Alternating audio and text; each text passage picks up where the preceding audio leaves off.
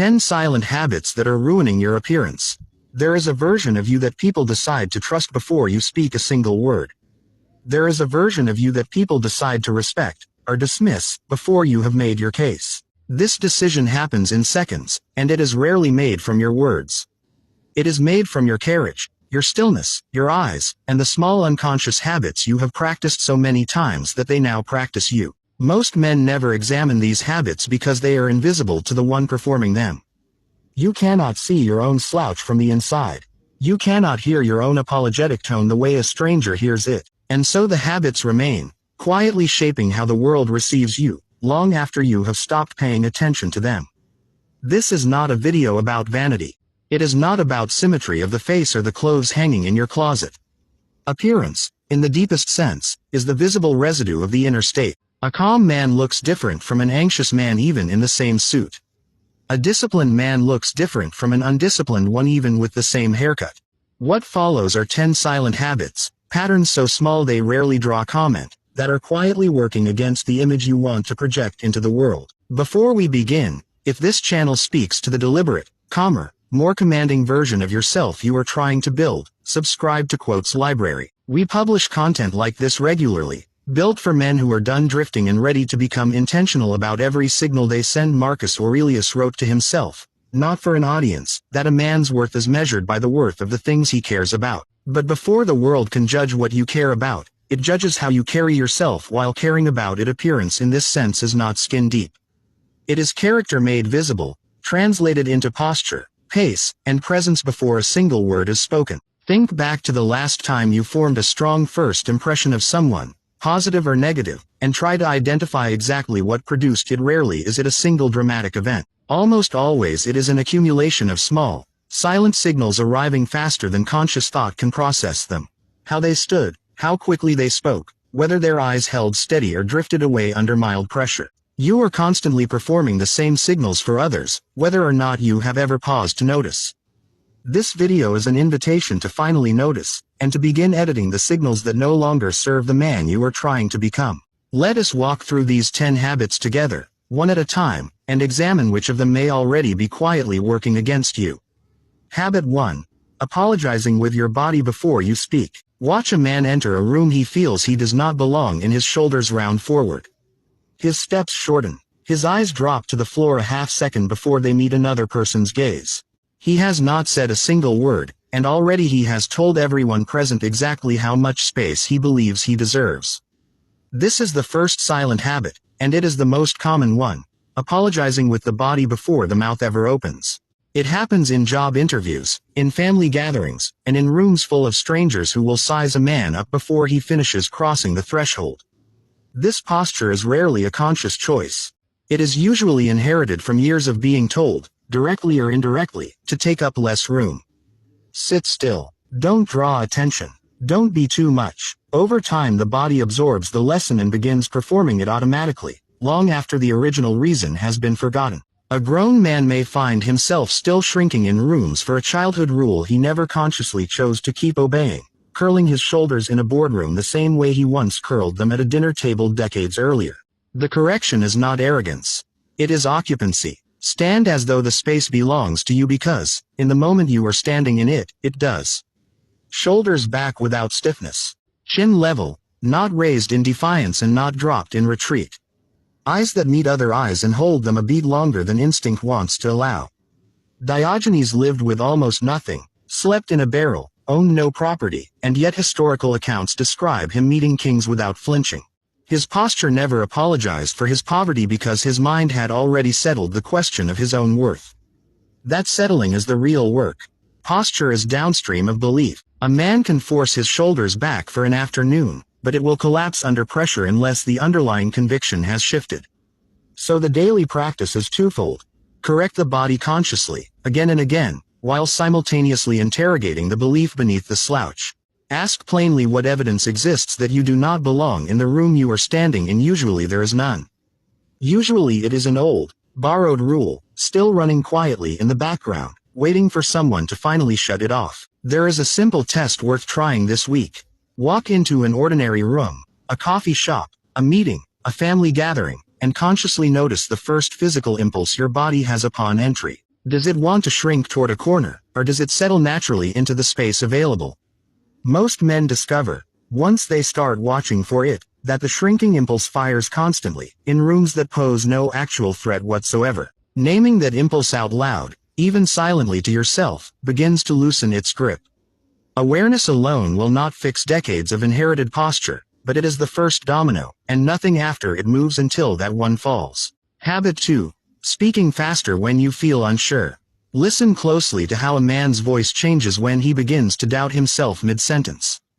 The words accelerate. The pauses vanish. Sentences begin colliding into each other as though slowing down would give the listener enough time to notice the uncertainty underneath. This rushing is a silent habit that betrays a man far more loudly than the words themselves ever could, because the pace of speech reveals what the content of speech is trying to hide. Confidence has a rhythm, and it is unhurried. A man who trusts what he is saying does not fear the silence between his sentences. He lets a pause sit in the room without rushing to fill it. He finishes a thought completely before starting the next one. Watch any figure regarded as commanding, in business, in leadership, in any field, and you will notice their speech has room to breathe. The absence of urgency is itself a form of authority, because urgency signals that the speaker fears the listener's attention will slip away if he does not chase it with more words. Seneca warned that anger and haste are companions, but so are haste and fear. When a man catches his own words speeding up in conversation, that acceleration is useful information about where his certainty runs thin. The fix is mechanical before it becomes psychological. Slow the breath first. Lengthen the pause after a sentence, deliberately, even when it feels exposed. Let the voice land instead of skid past its own point. Practice this in low-stakes conversations before applying it in high-stakes ones. Order a coffee slowly. Answer a simple question with a full breath before responding rather than rushing to fill the space. The nervous system will resist at first, because slowness feels vulnerable in a way speed never does. But exposure to that discomfort is exactly the training a rushed man needs if he wants his voice to eventually carry weight instead of noise.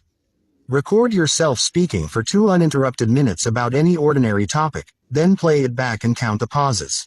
Most men are startled by how few genuine pauses exist in their own natural speech, and how much of what they say is filler rushed in to avoid a silence that was never actually dangerous. Do this exercise once a week, and the gap between how fast you think you sound and how fast you actually sound will steadily close. That closing gap is, in itself, a quiet but reliable measure of growing composure. Habit 3. Explaining yourself to people who never asked. There is a particular exhaustion that comes from a man who narrates his own decisions to anyone within earshot, whether or not they requested the explanation. Why he left early. Why he chose the second option instead of the first. Why he did not respond sooner. This habit, offering unrequested justification, quietly signals that the man does not trust his own choices to stand without defense, and it drains the very authority he is unconsciously trying to protect. Unrequested explanation is different from honest communication. A man can explain himself clearly when it serves a relationship or a shared goal, and that kind of transparency is healthy. But there is a version of explaining that is really pleading, dressed in the language of information. It says, "Please do not think badly of me," without ever using those words directly. People sense this underneath the surface, even when they cannot name it precisely, and it quietly erodes the weight a man's word carries in any room he enters. Epictetus taught that some things are within our control and some are not, and the opinions others form of us fall firmly into the second category. A man who has internalized this distinction stops auditioning his decisions for approval he cannot guarantee anyway. He states what needs to be stated, once, plainly, and then allows the silence to hold the rest. This does not mean becoming cold or withholding warmth from people who genuinely deserve context.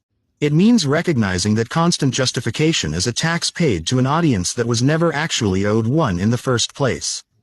There is a discipline in this restraint that most men underestimate. Every unrequested explanation is a small transfer of authority, handed voluntarily to whoever happened to be standing nearby. Reclaiming that authority does not require rudeness. It simply requires the willingness to let a decision stand on its own weight, without the anxious footnotes that so often follow it. A practical test.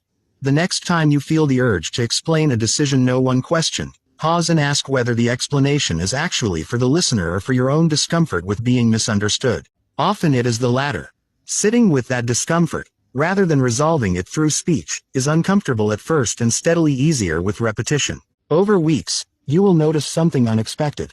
The fewer unrequested explanations you offer, the more weight your words carry when you finally do choose to explain something that genuinely warrants it. Habit 4. Checking your phone is a reflex, not a choice. The hand that reaches for the phone during a lull in conversation, during a pause at dinner, during 3 seconds of silence while waiting for an elevator, is performing a habit that has quietly rewritten how present a man appears to everyone around him.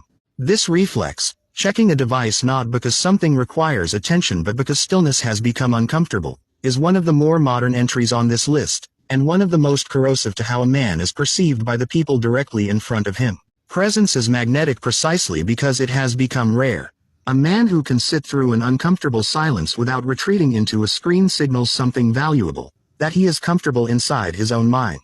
Every reflexive glance at a phone during a shared moment communicates the opposite, that his attention is available to anyone except the person standing directly in front of him, and people register that imbalance whether or not they ever mention it aloud. There is a short story worth telling here. A young trader named Femi once sat across from a mentor he had admired for years, finally granted 30 minutes of his time after months of requesting it. Within the first 5 minutes, Femi's phone buzzed twice, and both times his hand moved toward it out of pure reflex before he caught himself. The mentor noticed both times, said nothing in the moment, and quietly ended the meeting at the 15-minute mark instead of the promised 30. Weeks later, a mutual contact told Femi plainly that the mentor had decided, in that very room, that Femi was not serious enough to invest further time in. The habit cost him nothing he could immediately measure, and cost him everything he could not. Femi later said the lesson reshaped how he approached every meeting afterward. He began leaving the phone in another room entirely before important conversations, not as a gesture for the other person to notice, but as training for himself. The habit of undivided attention, he found, was not something he could switch on selectively. It had to be practiced constantly, in small unremarkable moments, before it would reliably appear in the moments that mattered most. Silence a device before it silences your credibility instead. Consider trying a version of this deliberately, in low-stakes settings first. Leave the phone in another room during a meal. Turn it face down and out of reach during a conversation with someone you care about. Notice how loud the pull toward it becomes in the first few minutes, and notice how that pull fades the longer you refuse it. What you are training is not merely a habit of putting a device away. You are training the underlying capacity for sustained attention itself, a capacity that quietly determines how deeply you can connect with anyone standing in front of you. Habit 5. Laughing to fill silence you find uncomfortable. There is a particular laugh, quick, slightly too loud, arriving in gaps of conversation that were not actually funny, that many men use as a reflex to cover discomfort. This nervous laughter is a silent habit that undercuts a man's presence more thoroughly than almost any other item on this list, because it is nearly always noticed by others, even when it is rarely named aloud in the moment it happens. The laugh itself is not the problem. Genuine humor, shared and mutual, builds warmth and connection between people. The problem is laughter deployed as a pressure valve. Released the instant silence becomes uncomfortable, whether or not anything humorous has actually occurred. Listeners register this pattern quickly, even subconsciously, and begin to associate the man's warmth with anxiety rather than genuine ease, which quietly undermines the very connection he is trying to create. Carl Jung wrote extensively about the persona, the mask a person shows the world to manage how they are perceived, and warned that an unexamined persona eventually controls the person wearing it rather than the reverse. Nervous laughter is persona management running on autopilot, an attempt to signal ease while feeling the opposite underneath. It is a mask slipping on reflexively, without the wearer's conscious consent, every time the room grows quiet for a beat too long. The correction begins with tolerance for the discomfort itself. Let a silence sit without filling it. Let an awkward pause remain awkward for a moment longer than instinct wants to allow. The nervous system will eventually recalibrate what counts as tolerable, and the reflexive laugh will lose its grip over time. What replaces it is not coldness but a steadier kind of warmth, one that does not need constant reassurance that the room still finds you likable. Try noticing, over the course of a single day, every instance where a laugh escapes you that was not actually connected to anything funny. Do not judge the observation, simply collect it. By evening, most men are surprised at the count. That count is not a reason for shame. It is simply data, and data is the beginning of any real change. The goal is not to eliminate laughter, which would make you colder rather than steadier, but to reserve it for what is genuinely funny, so that when you do laugh, it means something again. Habit 6.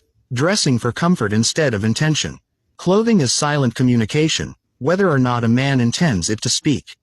A wrinkled shirt worn out of habit rather than any real preference tells a room that the wearer stopped paying attention to himself at some earlier point and never resumed. This is not a call toward vanity or excessive spending.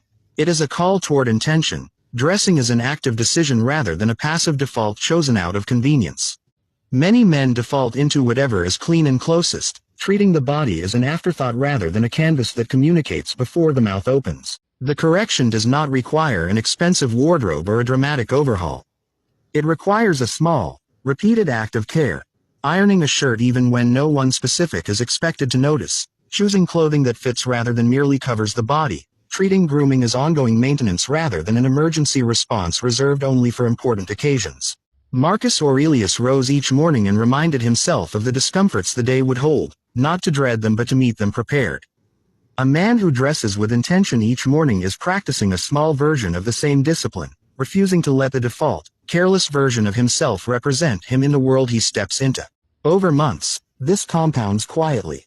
Strangers respond differently to a man who visibly cares for his own presentation, and colleagues extend a kind of unspoken trust to someone whose exterior reflects order rather than neglect. This is worth restating plainly. Dressing with intention is not about impressing anyone in the room. It is a private discipline that happens to be publicly visible, the same way a well-kept home reflects an owner's inner order even to a guest who never asked to see it. A small, useful habit here is laying out the next day's clothing the night before, deliberately, as a 5-minute ritual rather than a rushed decision made half asleep the following morning. This tiny act removes the daily temptation to default into whatever is nearest and least wrinkled.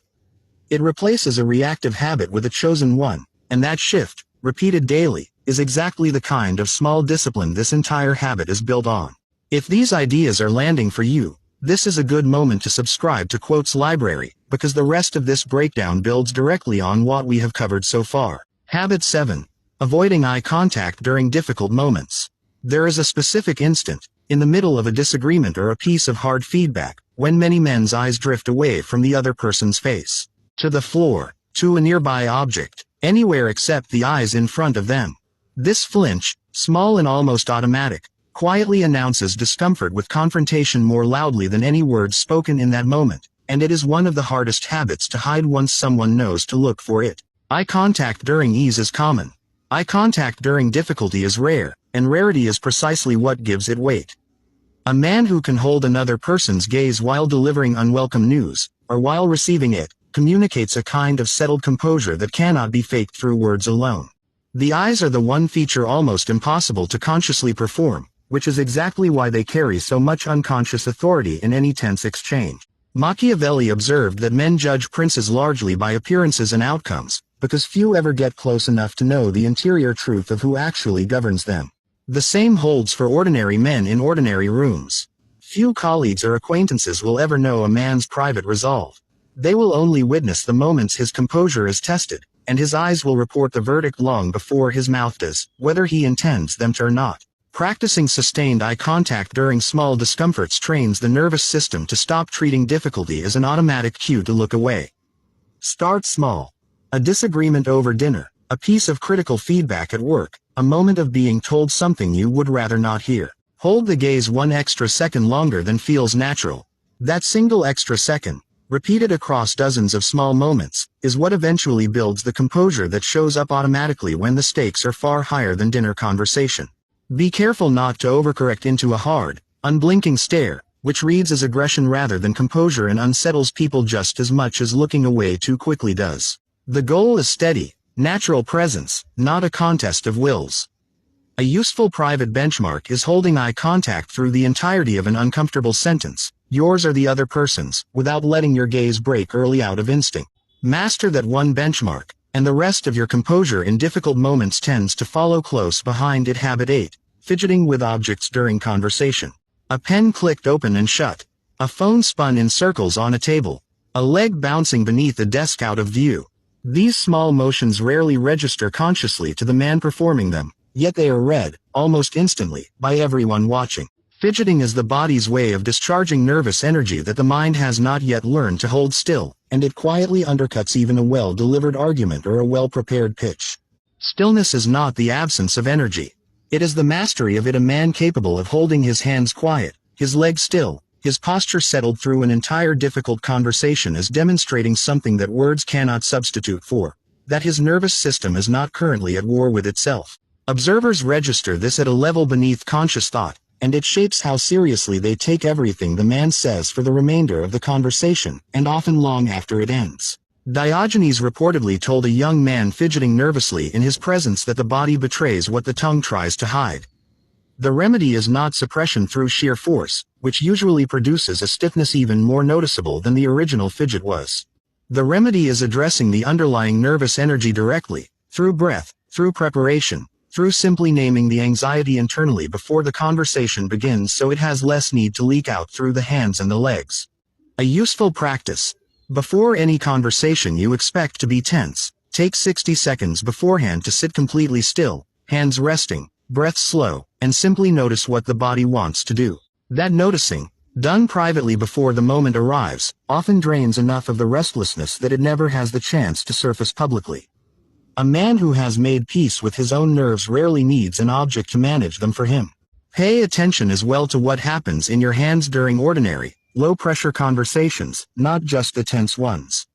Fidgeting habits are usually present everywhere, simply less noticeable when nothing significant is at stake. Correcting them in calm moments builds the muscle memory that holds firm later, when the room grows tense and old habits would otherwise resurface without warning. Stillness practiced only under pressure rarely holds.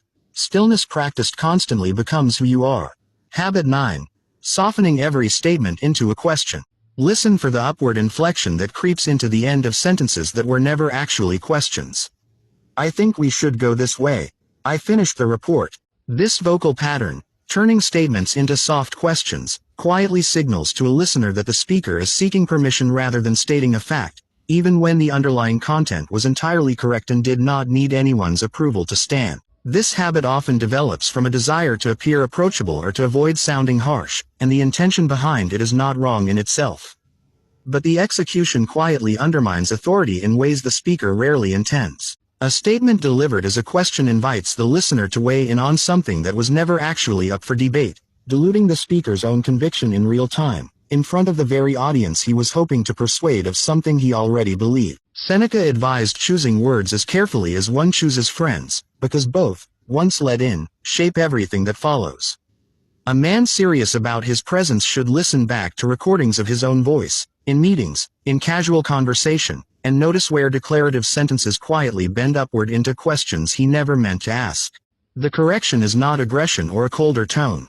It is simply allowing a true statement to end the way a true statement should end, flat, settled, without an invitation to reconsider something the speaker never doubted in the first place. Over time, this small vocal correction changes how a man is treated in meetings, in negotiations, and in ordinary conversation.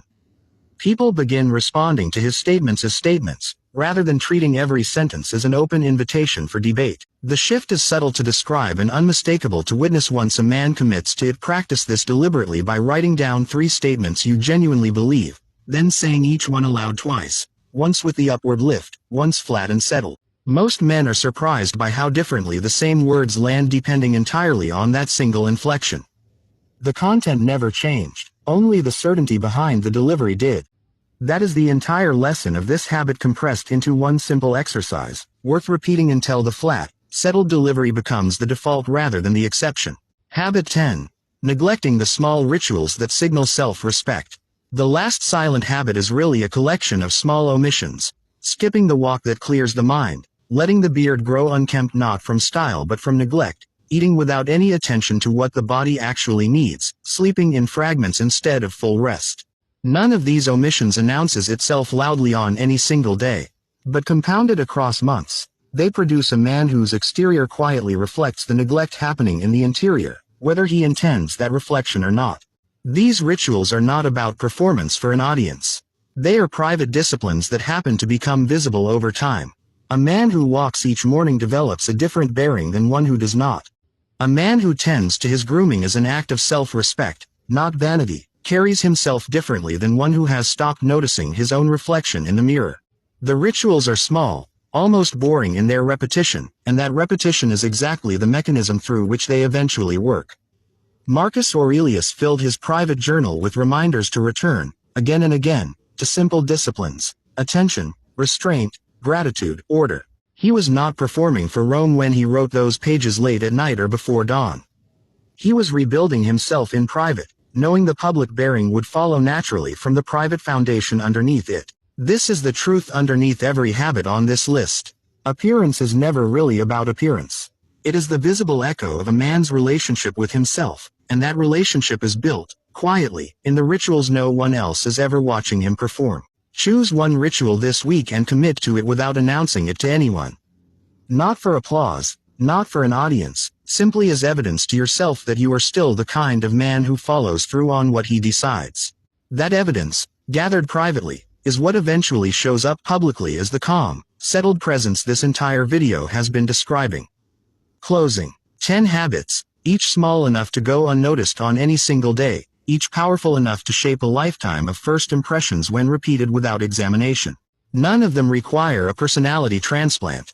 They require attention, the willingness to notice what the body and voice have been doing on autopilot, and the patience to retrain them one deliberate repetition at a time.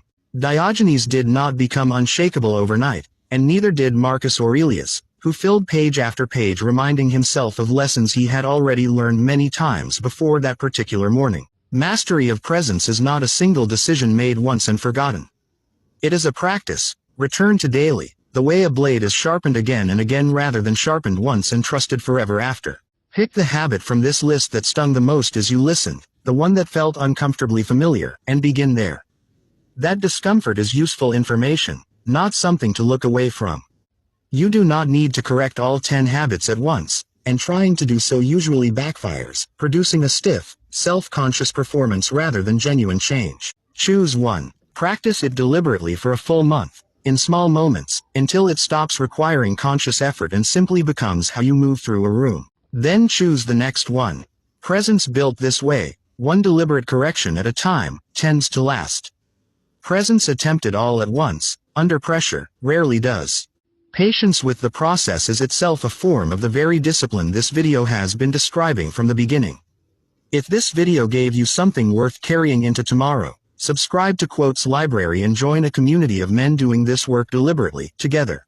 We publish new breakdowns regularly, built to help you build the kind of presence that speaks before you ever open your mouth, and to help you become, gradually and honestly, the man your posture, your pace, and your eyes are already claiming to be.